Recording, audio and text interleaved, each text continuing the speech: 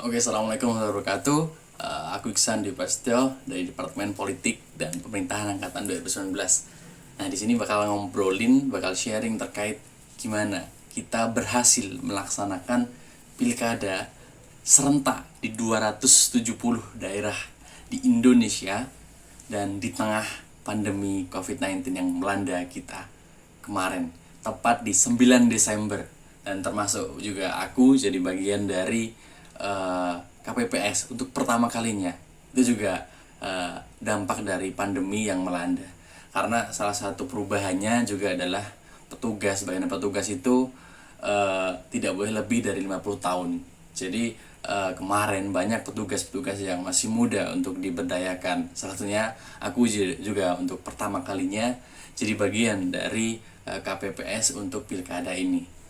Nah, teman-teman, pilkada di tengah pandemi.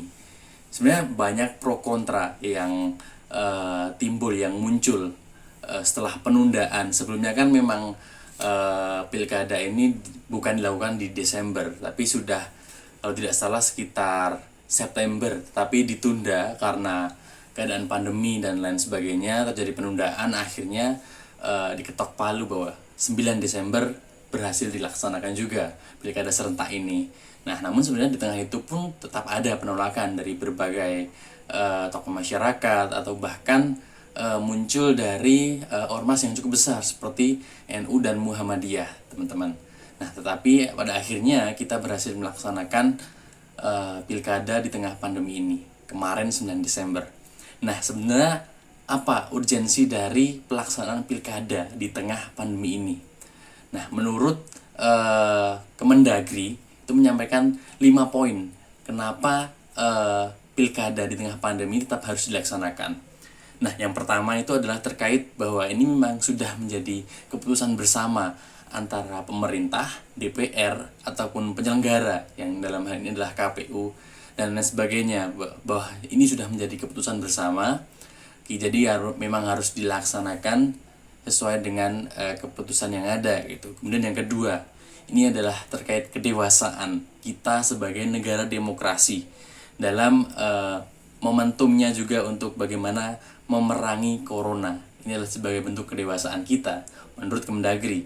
Yang ketiga adalah bagaimana untuk mengurangi praktik ya pejabat sementara yang sedang menjabat karena kewenangannya itu terbatas.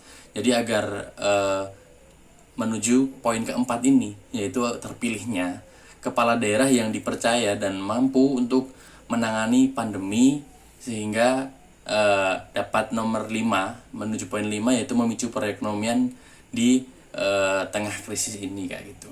Itu menurut Kemendagri.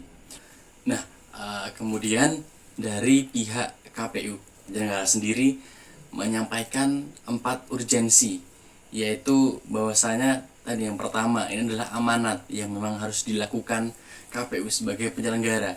Yang kedua adalah ketika mempertimbangkan berakhirnya pandemi baru kita melaksanakan pilkada. Ini menjadi dilematis karena kita tidak tahu kapan pandemi ini akan berakhir.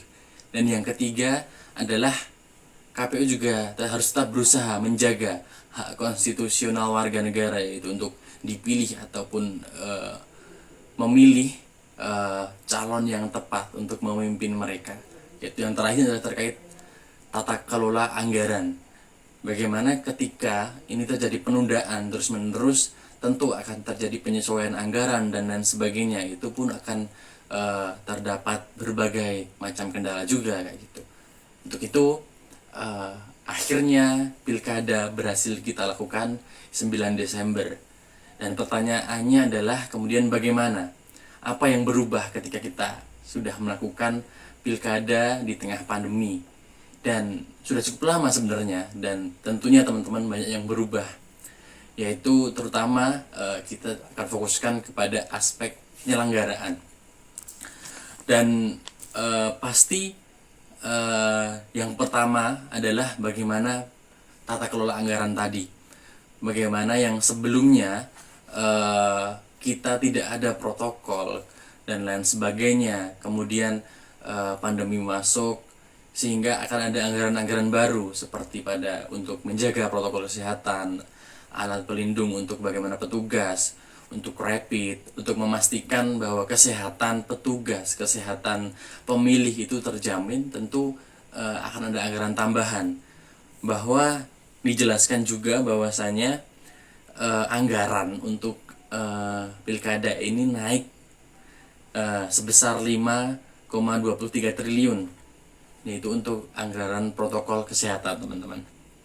Nah, ini juga berimplikasi karena bahwasanya TPS-nya pun juga bertambah, karena semula yang maksimal adalah 800 per TPS menjadi 500 pemilih per TPS, itu maksimalnya. Sehingga dari yang semula TPS-nya itu adalah sebanyak 253.929 bertambah menjadi 304.927 TPS.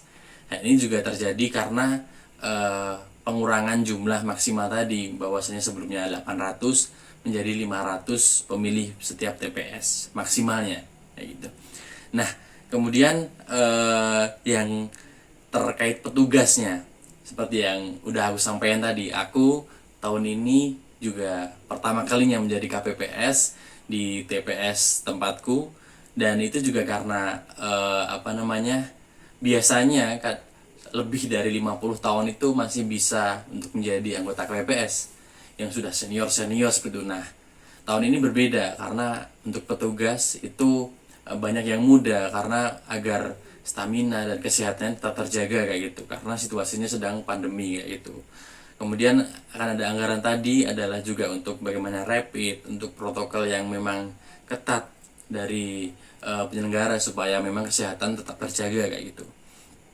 Nah, kemudian ini menjadi pengalaman yang menarik juga buat saya sebagai penyelenggara KPPS dan pertama kayak gitu, terkait bagaimana banyak alat-alat baru dan banyak hal yang berbeda terkait proses di lapangan ketika terjadi proses pemilihan ini, yaitu di antaranya terkait jarak yang diatur, kemudian menggunakan sarung tangan plastik untuk bagaimana membawa alat tulis dari rumah, kemudian untuk tinta pemilihnya juga tidak dicelupkan tapi diteteskan dan lain sebagainya, untuk bagaimana didesain sedemikian rupa untuk menjaga protokol kesehatan ini agar tetap berjalan, sehingga pemilih ataupun petugas pun juga tetap sehat, dan itulah yang utama, harus terus dijaga kayak gitu. Nah, kemudian hal lain terkait bagaimana usaha untuk perubahan yang ada untuk bagaimana menjaga agar tidak berkerumun sesuai protokol kesehatan adalah pemilih ini datang ke TPS sesuai dengan jam yang ada pada jadwal atau pada undangannya.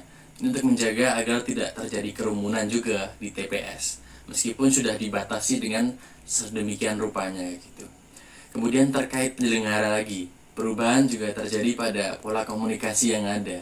Rapat dan koordinasi itu juga dilakukan secara online, dan itu untuk menjaga bahwa kita tidak boleh untuk sebagai penyelenggara juga tidak boleh untuk senantiasa sering bertemu dan lain sebagainya. Nah, kemudian dari segi penyelenggara pun saat ini di tengah situasi krisis kesehatan ini, keberadaan e-rekap atau Sirekap yang kemarin dijadikan sebagai alat bantu, bukan sebagai alat utama untuk menentukan penghitungan suara, tetapi sebagai alat bantu, itu adalah sangat penting untuk terus dikembangkan, sehingga untuk ke depan akan terjadi penyempurnaan yang lebih baik, sehingga dapat memang digunakan sebagai alat untuk menghitung hasil perolehan suara yang secara resmi, itu bukan hanya sebagai alat bantu untuk memastikan ya gitu. Nah, itu adalah beberapa hal yang berubah terkait bagaimana pilkada di tengah pandemi ini. Dan di sisi lain, teman-teman, ternyata tingkat partisipasi dari seluruh pilkada yang di Indonesia ini cukup tinggi, yaitu mencapai angka 76,9%. Ini hampir memenuhi target dari KPU ini sendiri. Dan bahkan di daerah saya, di Klaten, itu tingkat partisipasinya itu mencapai 81,4%, ini jauh melebihi dari target yang ditetapkan oleh KPU pusat. Banyak hal, banyak asumsi, dan banyak hal yang menarik untuk bisa diulas. Kenapa ketika pilkada di tengah pandemi justru malah tingkat partisipasinya cukup tinggi. Nah, tapi itu hal lain yang pasti dalam sharing tadi. Aku udah jelasin terkait bagaimana perubahan politik yang terjadi, khususnya spesifik bagi penyelenggara KPU dalam menyelenggarakan pemilu di tengah pandemi ini. Nah, mungkin itu udah cukup dari aku. Lain kali kita bakal ngobrol banyak lain terkait hal lain tentang pilkada ataupun hal yang lainnya. Assalamualaikum warahmatullahi wabarakatuh.